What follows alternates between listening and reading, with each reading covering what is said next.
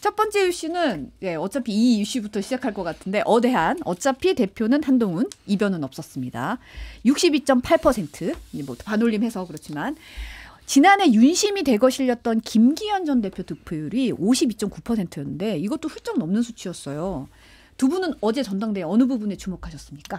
당심과 민심 일치된 결과가 나왔다는 게 특기할 만한 부분이죠. 이 정도 되면 복잡하게 해석할 필요가 없어요. 지금 당원에서 62.69, 여조에서 63.46 이러면 이제 뭐 1% 차이도 안 나는 거 아닙니까? 그렇죠. 작년에 3.8 전당대회 때는 이제 뭐 윤심이 당심이고 당심이 민심이다 이랬잖아요. 이제 이거를 뒤집은 결과가 나오고 있는 겁니다. 민심이 당심이다까지는 왔어요. 그러면은 이 62%라고 하는 압도적인 지지에 실린 그 변화에 대한 열망, 이거를 당정이 전부 다 한마음으로 받드는 것이 필요하다. 그런 말씀을 드려야 될 것 같아요. 지금 말씀에 동의하는데요. 좀 더 구체적으로 말씀드리면은 지금 윤석열 정부가 이렇게 가선 안 된다. 이게 이제 국민의힘 지지층 또 국민의힘 책임 당원들의 대다수의 의견인 것으로 지금 보이는 것 같아요. 63%면 꽤 높은 거잖아요. 이준석 대표 때나 김기현 대표 때도 훨씬 높은 거고, 특히 눈여겨볼 만한 거는 국민의힘 책임 당원이라면 누구나 알고 있는 대통령은 원희룡 후보를 밀었어 라고 했는데 원희룡 후보는 18.8%밖에 얻지를 못했거든요. 네. 그러면 대통령의 국정 운영에 지지하는 이 방식을 그대로 가야 된다라고 생각하는 국민의힘 핵심 지지층, 책임당원이라면 핵심 지지층을 볼 수 있잖아요. 이분들의 수가 상당히 적다라는 거예요. 그러니까 대통령이 국정 운영 동력을 지지층 내에서도 확보하기가 지금 쉽지 않다. 오히려 많은 분들이 미래 권력과 현재 권력의 충돌을 우려했는데 국민의힘 지지층은 미래 권력에 손을 들어줬다. 그게 너무 명쾌하게 들어줬다는 게 이번 신호인 것 같아요. 사실 이제 1등은 사실 좀 대세가 굳혀져 있는 상황이었고 2등이 누가 되었느냐도 좀 관심사였는데 원희룡 후보가 아까도 말씀하셨지만 18.8%로 2위였고 나경원 후보가 민심에서 원 후보를 이겼지만 당심에서 밀려서 3위를 차지했어요. 14.5%. 네. 어떻게 이 결과는 좀 예상하셨나요? 원래 2위가 나경원 후보가 될 거 아니냐 이런 예상도 좀 나왔었거든요. 네, 저도 사실은 나경원 후보가 2등을 할 줄 알았어요. 근데 민심에서는 앞섰지만 역시나 당심에서는 약간 조직력이 부족했던 것 같습니다. 그러니까 나경원 후보 같은 경우에는 본인의 계파를 이렇게 키우는 분이 아니기 때문에 아마 그런 것이 영향을 미치지 않았나 싶고, 원희룡 후보는 이 결과가 좀 뼈아프긴 하죠. 그러니까 앞서 뭐 대통령실 말씀하셨는데 이것은 원희룡 후보 개인의 패배라고 생각합니다. 왜냐하면 이번 전당대회 과정에서 네거티브를 상당히 과도하게 하셨어요. 그것 때문에 표가 더 안 나온 측면이 있을 겁니다. 과거에 그 2007년 대선 때도 정동영 후보가 굉장히 네거티브에 몰두하는 대선을 했잖아요. 그렇게 해서 531만 표 차이로 졌는데 그렇게 네거티브에 몰두를 하면 본인의 가치를 남기지 못해요. 마찬가지 결과가 나왔고, 다만 이제 원희룡 후보의 득표율은 네거티브 부분도 있지만은 또 한편으로는 앞서 말씀 나눈 것처럼 당의 변화에 대한 열망, 그런 부분도 크게 작용했을 겁니다. 그러니까 원희룡 후보를 아끼는 당원, 아끼는 지지층도 여전히 존재하지만 이번에는 한동훈 후보가 더 필요하다. 당의 변화를 적극적으로 앞세우고 있는 뭐 그런 부분도 가미가 된 것이기 때문에 복합적인 해석이 가능할 것 같고, 앞으로 뭐 당의 화합을 위해서 경쟁하셨던 세 후보들 모두 힘을 합쳐주십사 하고 기대를 하고 있습니다. 여권 내 얘기를 이제 저도 들어보면 이번 전당대회 전에 2등은 원희룡 후보가 할 것 같다라고 얘기를 하더라고요. 왜냐하면 조직이 가동이 되니까. 그러니까 예전처럼 조직이 가동된다고 해서 풀로 막 되는 건 아니지만 당협위원장들이 좀 얘기를 했을 때 10에서 20% 정도는 그 의견을 받아들여서 투표를 하는 경향들이 있어서, 그러면 인기는 원희룡 후보가 나경원 후보보다 더 없었지만 조직표가 있기 때문에 2등은 원희룡 후보가 할 거다라는 전망들을 하더라고요. 그래서 보니까 그렇게 나온 것 같아요. 네, 그래서 근데 이제 지난 때 3.8 전당대회 때 김기현 대표가 됐을 때를 감안하면 4%밖에 안 됐던 초기 지지율이 김기현 대표를 윤심이 밀고 조직이 동원돼서 53%까지 끌어올렸잖아요. 그렇죠. 근데 이번에는 그런 게 그게 약간 작동돼서 당심에서 원희룡 후보가 나경원보다 조금 앞선 거고, 근데 전체 득표율 18% 좀 넘는 거는 물론 말씀하신 대로 원희룡 후보의 개인적인 문제도 있다고 보는데 윤심이나 조직이 전혀 작동을 안 한다. 이거는 당원들이 대통령 말을 이제 듣지 않는다. 이 신호인 것 같아요. 지금 윤석열 대통령이 2년 연속 전당대회에 참석을 했습니다. 축사에서 한 배를 탄 운명 공동체를 강조했는데 한동훈 대표는 당선 이후에 연설에서 건강한 당정 관계 강조했거든요. 잠시 영상 보고 얘기 나누도록 하겠습니다. 오늘 이 전당대회가 단결과 통합의 새 역사를 여는 자리로 기록될 것이라고 저는 믿습니다. 건강하고 생산적인 당정관계와 합리적인 토론을 통해서 민심을 정확히 파악하고 그때그때 때를 놓치지 말고 반응합시다. 발언을 보면 좀 강조점이 좀 달라요. 저는 한동훈 대표의 이 그때그때 때를 놓치지 말고 민심에 반응합시다. 이 부분이 좀 눈에 좀 들어왔거든요. 어떻게 들으셨나요? 그러니까 지금 우리가 영상에서 본 저 두 가지 말이 하나로 합쳐지면 앞으로 정부가 잘 되는 거예요. 당정이 잘 되는 겁니다. 그러니까 3월 달에 이 총선 과정에서 타이밍을 놓친 일들이 많이 있었잖아요. 뭐 이제 와서 제가 그런 이야기를 하나하나 다 세세하게 할 건 아닌데 그런 부분을 온몸으로 겪은 한동훈 대표의 그 메시지가 방금 우리가 본 장면에 녹아 있는 겁니다. 그러면은 당이 즉각 수렴하는 민심이 대통령실에도 잘 전달이 되고 당정이 실기하지 않고 어떤 그 대응들을 할 수 있으면 그러면은 국정 운영에 대한 지지도나 또 국정 운영의 추진력, 동력 이런 것들도 훨씬 더 좋아질 거예요. 어제 그 대통령의 연설도 저는 메시지 관리가 굉장히 잘 됐다고 느꼈거든요. 뭐 당과 저는 지금까지 하나였고 앞으로도 하나일 것 뭐 이런 얘기도 있고요. 단결과 통합의 새 역사를 여는 자리다라고 했는데 뭐 이번 전당대회 과정을 놓고 언론에서 무슨 뭐 분당대회다 이런 프레임들이 많이 있었고 그런 것들을 대통령실에서도 익히 봐왔을 겁니다. 그러면은 대통령께서 전당대회 참석하시는 이상 당연히 강조돼야 할 것은 단결과 통합이고 그다음에 그 용산에서도 한동훈 후보의 당선이 유력하다는 것을 이미 참석하는 시점에서는 감지는 하고 있었을 거예요. 전당대회 판세는. 그렇다면은 여기서 단결과 통합을 강조하고 지금 오늘 또 저녁에 만찬도 있지 않습니까? 그렇죠. 이렇게 신속하게 회동이 이루어지는 것은 그만큼 이제 새 지도부의 힘도 실어주고 어느 정도 함께 통합해서 같이 가겠다. 이런 그 스탠스를 보여준 것이라고 저는 그렇게 해석합니다. 단결, 통합, 화합 이건 늘 맞는 말이에요. 그래서 제가 듣기로도 여권 관계자에게 물어보니까 용산에서도 한동훈 후보가 당대표가 될 걸 미리 예상했고 오늘 만찬도 그래서 화합을 의미하는 좀 그런 식으로 준비를 한다 이렇게 얘기를 들었는데 화합을 해야 된다.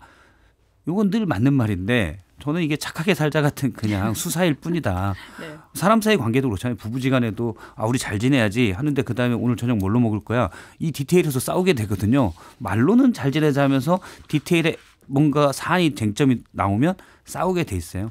대통령은 한 몸을 강조했고 한동훈 대표는 민심을 강조했는데 둘 다 화합하자곤 하지만 사실은 내가 맞는 거야라는 게 되거든요. 화합은 실제 양보가 전제돼야 됩니다. 근데 두 분 스타일이 잘 양보하는 스타일이 아니어서 저는 갈등은 이미 노정돼 있다. 형식적인 화합은 가능하겠지만 과연 화학적인 화합도 가능할까?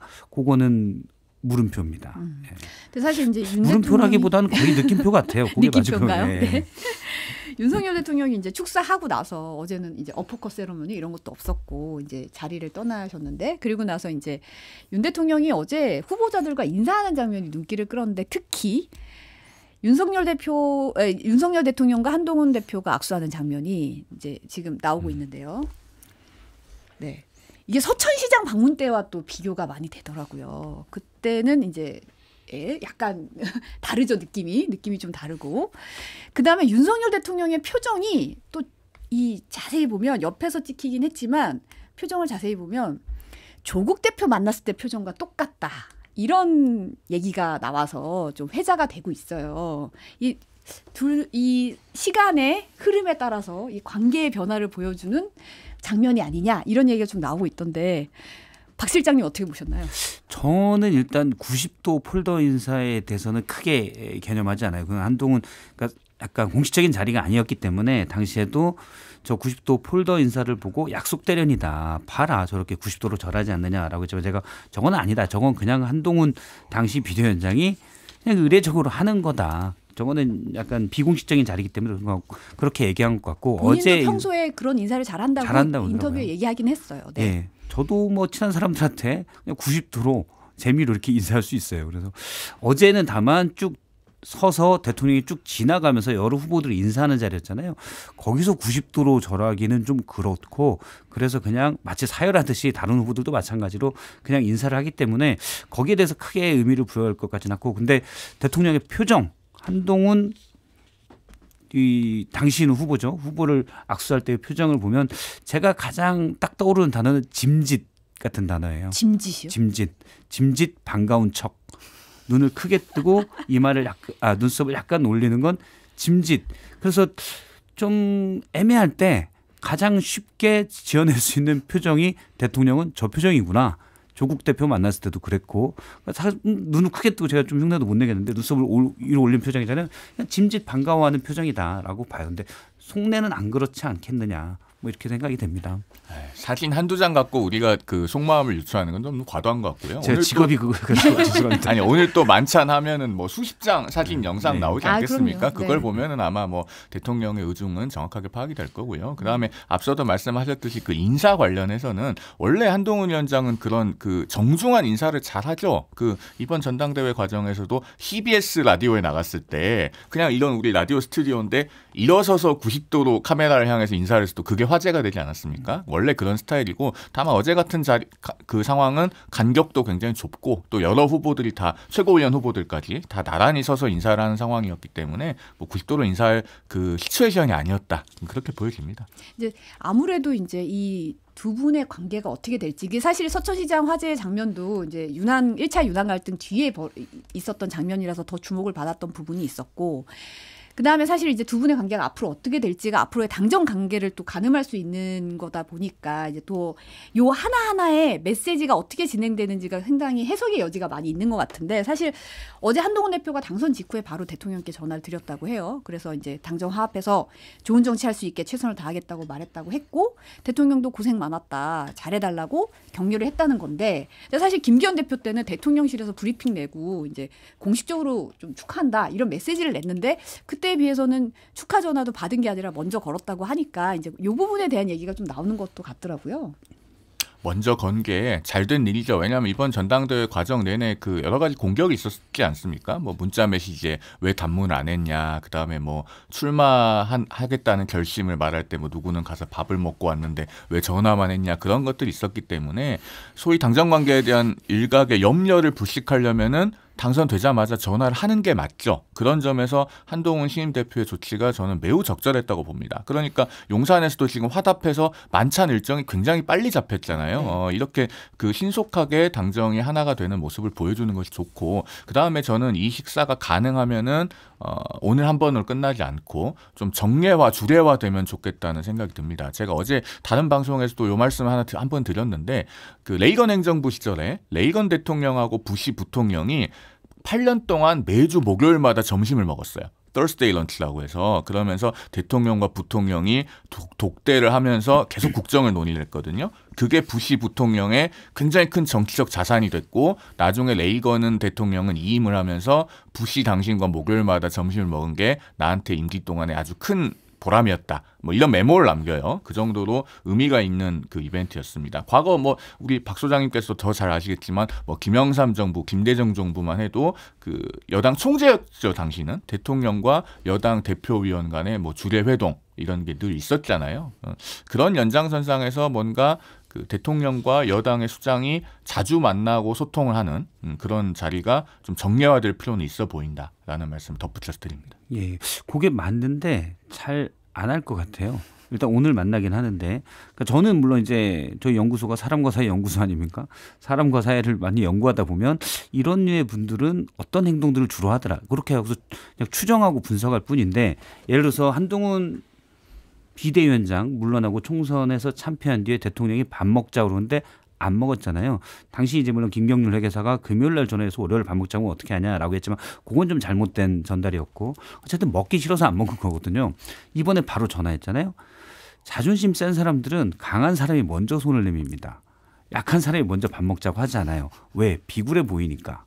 그래서 당시 한동훈 비대위원장을 막 물러난 다음에 대통령이 밥 먹자고 했지만 안 먹은 거예요. 같이 먹기 싫어서. 강한 자가 먹자고 하는데 그거는 자 이제 고생했어. 너는 내 밑이야.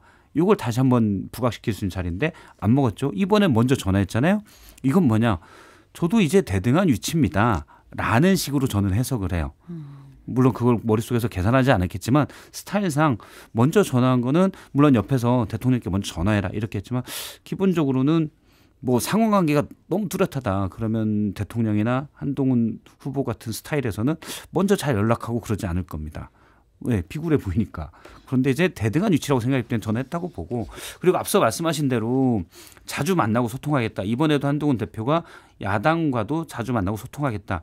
비대위원장 취임식 할 때도 똑같이 얘기했습니다. 비대위원장 될 때도 야당 대표도 언제든 만나 소통하겠다고.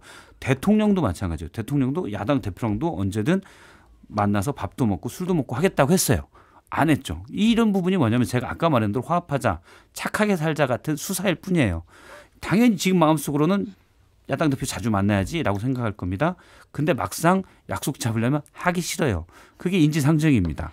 그래서 전 잘 안 할 거라고 봐요. 어떻게 될지 좀 봐야 될 것 같은데. 조금만 덧붙이면은 그 이러니 저러니 해도 국정의 운전자는 엄연히 대통령입니다. 운전석에 앉아 계신 것은 대통령이고 여당의 역할은 내비게이션 같은 거예요. 그러면은 우리가 운전하다가 내비게이션에서 여태까지 안 가본 길을 알려주는 경우가 있잖아요. 그럴 때 아, 내가 평소에 다니던 길이 맞아.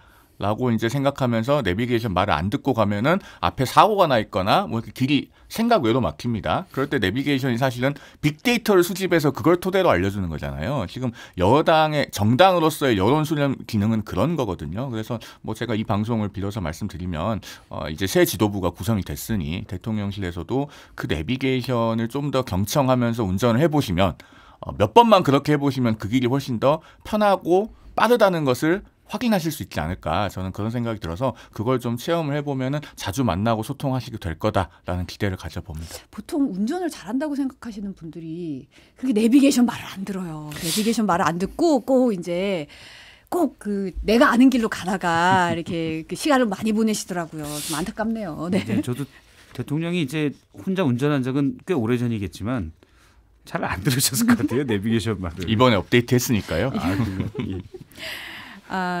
지금 사실은 이제 당선 기자회견에서 한동훈 대표가 한 말이 제3자 추천 최상병 특검법에 대해서 이제 뭐 당내 논의하겠다. 뭐 오늘 아침 출근길에도 사실 그런 입장을 밝혔어요. 뭐 내 입장은 변화가 없지만 이제 정치가 생물이고 뭐 상황 변화가 있고 하니까 당내에서 민주적으로 논의를 하겠다 했고 김건희 여사 특혜 조사에 대해서는 국민 눈높이라는 표현이 다시 등장했거든요. 보면 국민 눈높이로 이제 좀 더 고려했어야 된다. 이런 얘기가 나왔어요. 어떻게 보세요? 국민 눈높이가 구체적이지 않죠. 저는 이제 어제 다른 방송에서 아마 국민 눈높이에 맞지 않다. 요 얘기를 할 거다라고 했는데 딱 바로 그렇게 얘기를 하더라고요. 근데 국민 눈높이 달리 말하면 민심인데 그 얘기를 한동훈 대표가 상당히 자주 했잖아요. 디올백 문제도 맨 처음에 나왔던 게 국민 눈높이였고 그 표현 때문에 이제 대통령과 약간 각이 세워졌는데 근데 어제 MBC 인터뷰에서 아마 민심을 두고 앵커가 물어보니까 앵커가 보는 민심과 제가 보는 민심이 다를 수 있습니다. 그랬거든요. 맞습니다. 다를 수 있어요. 그래서 국민 눈높이라는 추상적인 표현이 내가 보는 국민 눈높이와 다른 분들이 보는 국민 눈높이가 다를 수 있습니다. 이렇게 빠져나가면 되기 때문에 좀 더 구체적으로 그런 걸 얘기해 줬으면 좋겠어요. 약간 너무 추상적인 표현들이기 때문에 그건 뭐 국민의 힘이지만 늘 국민의 뜻이 뭔지는 사실 저도 잘 모르겠거든요. 예, 그래서. 근데 저 국민 눈높이 발언은 들으면 우리가 다 알아들을 수 있는 이야기잖아요. 그러면서도 사실 우리가 정치인이 말을 할 때 그 대상을 기분 나쁘게 하지 않으면서 의미를 전달하는 것도 굉장히 중요한 능력입니다. 뭐 직설적인 것만이 항상 옳고 바람직한 게 아니에요. 지금 그 이번에 그 도이치모터스하고 명품 가방 사건 조사는 일단은 대통령 배우자가 그래도 12시간을 대면 조사를 받았다는 점에서는 의미가 있어요, 분명히. 그리고 조사도 12시간이나 되면 어느 정도는 내용 있게 이루어졌을 거라고 우리가 추론해 볼 수 있는데 문제는 그 외피죠. 그러니까 검찰청사에 출석을 하지 않고 이제 제3의 장소에서 출석 조사를 받았다는 것 때문에 계속 이제 그 논란이 일어나고 무슨 뭐 검찰총장 패싱이니 이런 얘기들이 계속 나오고 있지 않습니까? 그러면서 어쨌든 대통령 배우자가 역대 최초로 대통령 현직에 있는 상황에서 조사를 받았다는 사실 자체는 다 가려지고 이제 떠내려가고 있어요. 그런 점에서 국민 눈높이와 맞지 않다라는 표현이 그래서 나왔을 거라고 보이고 그러면은 사실 이런 부분에서는 예외 없이 검찰청에 출석해서 조사를 받는 게 맞았다고 저도 개인적으로 생각합니다. 근데 이런 것들을 다 직설적으로 표현을 하는 것보다도 여당의 수장이라는 지위에 있으면은 그 위치에 맞는 또 레토릭을 골라서 해야 되는 측면이 있는 것이죠. 그런 것들을 모두 모아서 국민 눈높이를 고려했어야 된다라는 언급을 한 것으로 보이는데 뭐 그 의미를 우리가 미루어 짐작하지 못할 바는 아니라고 생각됩니다. 저도 뭐 그런 네. 부분에는 동의를 하는데 앞서 말씀하셨듯이 여사가 대면 조사를 받은 것만으로도 우리가 볼 때는 상당히 나름 신경 썼다라고 하셨는데 여기서 우리라는 표현도 제가 볼 때는 맞지 않거든요. 저는 그거에 감지덕지할 일인가라고 생각을 해요. 이거는 과거 사례를 보면 당연히 했던 거고 권력이기 때문에 더 엄정하게 작동됐었어요. 그런데 제가 이제 예를 들면 물론 정권 말기긴 해요. YS 때 97년에 그때 소통령 황태자였던 김현철 씨가 검찰청사에 출석합니다. 포토라인까지 서서 기자들 질문도 받아요. 물론 이제 배우자와 아들의 그런 게 또 다르고 정권 말기라는 것도 좀 다르겠지만 어쨌든 엄정하게 드러난 사건에 대해서는 물밑에서는 솔직히 모르죠. 인지상정이 숨기고 싶을 테니까. 근데 드러난 일에 대해서는 최대한 명분을 갖춰서 했거든요. 근데 저희가 여사가 이 사건들에 대해서 대면 조사 받은 것만으로도 감지덕지해야 된다? 그거는 전 아닌 것 같아요. 많은 분들이 여권에서 그렇게 얘기를 하는데 당연히 해야 될 일인 거예요. 그거를 고마워할 더군다나 경호처에서는 핸드폰까지 제출하고 그래서 제가 일부에서는 이거는 조사가 아니라 검사들이 여사를 아련한 거다. 핸드폰까지 제출하고 그렇게 얘기를 했었는데 그렇게 갖고 눈높이들이 약간 전 다른 것 같아요. 저는 감지덕지라는 표현을 쓰지 않았다는 거 분명히 말씀드리고 저도 개인적으로는 그 이원석 총장이 말씀하신 부분에 매우 공감을 해요. 법 앞에 예외도 특혜도 성역도 없어야 된다. 그것에 대해서 매우 공감을 하고 그래서 사실은 출석 조사를 받는 것이 바람직했다고 생각을 합니다. 그러나 뭐 어쨌든 근데 장소가 어디라고 해서 우리가 조사 내용이 바뀌는 건 아니기 때문에 그리고 장소가 어디라고 해서 사건 처분의 결론이 바뀐다 이렇게 보진 않기 때문에 그래서 그 외피가 본질을 가리는 상황은 아쉽다고 보는 것입니다. 이 부분은 저희가 이제 나중에 좀 더 다룰 거라서 저 다른 얘기로 조금 먼저 다루고 넘어가겠습니다. 네, 최고위원 경선 결과도 잠깐 볼게요. 이제 장동혁, 김재원, 인요한, 김민전, 진종호 의원이에요. 보면은 개파 이제 물론 전당대회였으니까 러닝메이트도 있었고 개파가 아주 미묘하게 갈려 있어요. 누군가는 이제 집단지성이 발동이 된 거냐 이런 얘기도 했는데 어떻게 보세요? 요 판 구도는? 저는 그냥 인지도 순인 것 같아요. 인지도 순이다. 인지도 물론 완전 순서대로는 아니죠. 완전 순서대로는 아니지만 과거에 최고위원 하면 사실은 당의 정말 최고 의사결정 기구에서 뭔가 역할을 하실 중진들 이런 분들이잖아요. 원에 있더라도 그 정도 역할을 했던. 근데 지금은 민주당도 마찬가지고 이게 많이 바뀌어서 사실 인지도가 낮은 분들도 많이 나오고 과연 중요한 역할들을 했었나? 그것도 아닌 분들도 최고위원회 출마하거든요. 지금 이제 단일 지도 체제에서 나오는 현상들인데 그건 뭐 민주당도 마찬가지예요. 그래서 하다 보면 인지도 있는 분들이 어쨌든 앞순에 그냥 가는구나 이런 생각이 좀 들어요. 네. 어제 이제 그 최고위원 경선 결과를 보면은 당원 투표에서는 박정훈 의원이 원래 순위 안에 들었죠. 네. 여론조사에서 인요한 후보가 더 앞서는 결과가 나와서 결국에는 박정훈 후보는 4등을 하고 이제 김민전 후보가 여성이다 보니까 순위 승진 조항에 의해서 최고위원에 당선이 되셨는데 그러면은 현재까지 선출된 분들로 하면은 이제 3대 3인 거죠. 그런데 지명직 최고위원이 있으니까 4대 3. 그다음에 추경호 원내대표를 사실 이제 뭐 한동훈 대표의 반대쪽에 놓고 보시는 분들이 있는데 그거는 모든 사안에서 그렇지는 않을 거예요. 뭐 특검에 관해서는 의견이 어떨지 모르겠습니다만은 그리고 정책위 의장은 사실 임명권이 당 대표에게 있거든요. 물론 의원총회 추인을 받아야 되지만 그런 점에서 당 대표의 그 리더십이 안정적이지 못할 정도는 결코 아니다. 그러니까 우리가 이제 최고위원 2명이 당선이 되면서 소위 일각에서 말하던 김옥균 프로젝트, 뭐 비대위로 가는 구상 이런 것들은 아예 무산이 된 것이고 그다음에 최고위에서 만약에 의결을 해야 되는 상황이 오면은 9명 중에 5대 4가 되냐. 이제 그 문제가 있잖아요. 제가 봤을 때는 뭐 의결 정족수 못 채우는 상황은 없을 거라고 보이고 그다음에 이 최고위원들 개인의 면면을 봐도 예를 들면 김재원 최고위원 같은 경우에 이번에 벌써 최고위원이 3번째 되셨고 네. 국회 선수도 원래 지금 전직이지만 이제 3선이신 분 아닙니까? 그러다 보니까 자기 주관이 뚜렷하게 있으신 분이에요. 그러니까 어느 한쪽으로 치우쳐서 뭐 무작정 반대만 하거나 그럴 만한 분은 아니라고 생각이 되고 김민전 최고위원 같은 경우도 이분은 사실은 뭐 우리 소장님께서도 잘 아시겠지만은 이분을 유심히 보면은 순리를 잘 따르시는 분입니다. 그렇기 때문에 저는 뭐 최고위원회에서 그렇게 많이 격론이 오가거나 그럴 일들은 앞으로 잘 없을 거라고 봐요. 근데 사실 이제 김재현 최고위원이 이제 경력직 최고위원, 직업이 최고위원이다 뭐 이런 얘기까지 나온다고 본인이 얘기를 하셨는데 인터뷰에서 이제 그 오늘 아침 인터뷰에 특검을 두고 지금 겉보기에도 당대표와 원내대표 의견이 다른 게 명백하다. 그런데 원내대표 의견을 따라야 하는 것이 당의 원칙이다. 명백한 규정이다. 그러니까 사실상 이제 뭐 반대 입장, 특검 관련해서는 반대 입장을 밝혔거든요. 이 부분 어떻게 될까요?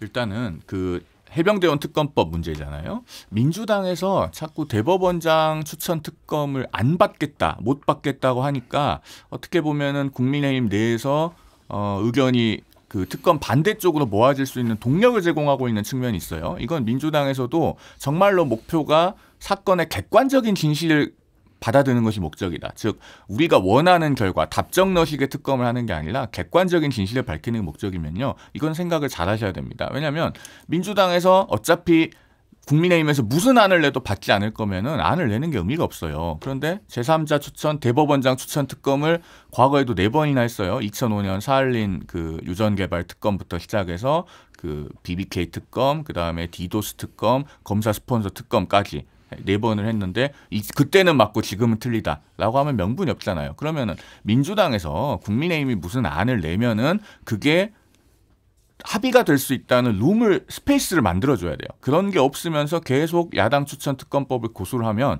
국민의힘 내부에서도 아니 우리가 내봤자 되지도 않을 건데 뭐하러 먼저 물러서야 되냐라는 의견이 힘을 얻게 될 거고 당내에서 이제 한동훈 대표는 민주적인 토론의 과정을 거치겠다고 하는 거 아닙니까? 그 토론에서 어느 쪽이 힘을 얻을지가 너무나 자명해집니다. 일단 저는 특검은 민주당이 한동훈 대표가 대법원장 등 제3자가 이제 정확한 표현이거든요. 그래서 대법원장이 좀 그러면 나중에 이제 재판에 갔을 때 이해충돌 우려가 있거나 그래서 좀 그러면 그냥 대한변협 처음에 민주당안이 대한변협이 4명의 풀을 제공하고 거기서 야당이 2명을 뽑아서 추천하는 그런 것이었거든요. 그런 안으로 다시 가면 되지 않을까라고 생각을 해요. 물론 공식적으로 이재명 대표는 한동훈 대표의 안에 대해서 정의롭지 못하다라고 이제 반대를 했는데 제가 알기로 민주당 내에서도 일부 이제 그거를 받아야 된다는 의견들이 좀 있어요. 그래서 이제 한동훈 대표가 됐기 때문에 그게 좀 될지 어떨지 그걸 봐야 되고 또 하나는 한동훈 대표가 자꾸 전당대회 과정에서 저는 약간 실망스러운 부분인데 전당대회 과정에서 그 안에 본인이 이제 내놓은 특검 법안이 최상병 문제, 그 순직과 수사 외압 문제에 대해서 국민적 의구심이 많이 남았으니 이렇게 가자라고 대안을 냈다라고 처음엔 얘기했는데 전당대회 과정에서는 민주당의 공격을 꺾을 수 있는 대안이라고 규정을 해요. 그래서 이거는 그러면 여기에 대한 의구심이나 의혹이 남았으니 이걸 풀자는 게 아니라 정치공학적인 그냥 대안일 뿐인가? 저는 그렇게 얘기하는 부분에서는 한동훈 대표가 약간 이런 부분에서는 철학적 이 기반이 좀 부족하다라고 생각을 하는데 어쨌든 저는 제 개인적으로 저는 많이 얘기하는데 그 한동훈 대표가 얘기한 걸 조금 수정해서라도 같이 하는 게 중요하다. 특검법이 가는 게 중요하다고 생각을 해요. 민주당에서는 이재명 전 대표의 의견이 중요하니까요. 민주당에서 아버지라고 불리는 존재인데 민주당에서 몇몇 의원들이 거기에 찬동한다고 한들 이재명 대표가 노하면 안 되는 겁니다. 지금 국민의힘하고는 상황이 많이 다른 게 한동훈 대표는 독자적으로 그 특검 당론을 관철할 수 있는 정도의 지금 정치적 위치에 있지는 않아요. 당대표에 선출이 되긴 했지만 원외이기 때문에. 그래서 의총에서 이게 당론이 되도록 설득을 해야 되는 그런 위치에 있는 거라서 상황이 많이 다르고 그다음에 아까 이제 전략적인 부분 말씀하셨는데 정치는 항상 명분과 실리가 조화를 이루어야 됩니다. 지금 기본적으로 여당에서 이 특검을 하자고 뭔가 수정안을 제안을 하는 것 자체는 당내에서 많은 설득이 필요한 상황이에요. 그러면은 그런 것들이 어떻게 당의 그 입장 내지는 이 실리와 반하지 않는지도 충분히 제시가 필요하고 그런 점을 이제 전당대회 과정에서 설명을 한 것이다. 저는 그렇게 이해를 합니다. 앞으로 저는 추경호 원내대표가 제일 스트레스를 많이 받을 것 같아요. 그래서 여권에서는 추경호 원내대표한테 한약이라도 한 채 지어줘야 되지 않나. 제가 그분이 이제 차관일 때부터 봤는데 나름 합리적이기도 하고 그러니까 갈등을 조정하는 데 약간 역할을 더 하는 편이에요. 갈등을 만들기보다. 그러니까 고위공무원들이 약간 그런 편이 많거든요. 주로 일들이 이제 계속 그래왔기 때문에. 그런데 당 대표와 뭐 대통령실 아마 이제 갈등들이 생길 건데 원내 대표로서 이걸 조정을 해야 되거든요. 누구 손을 들어주기도 애매하고 스트레스가 제가 상당히 추경호 원내대표가 많을 것 같다. 미리 예상을 하면 좀 그렇게 보입니다. 지금 한동훈 대표가 이재명 전 대표한테 제3자 특검법 거절 이유 묻고 싶다 이런 얘기도 했거든요. 그래서 어떻게 될지는 좀 봐야 될 것 같고요.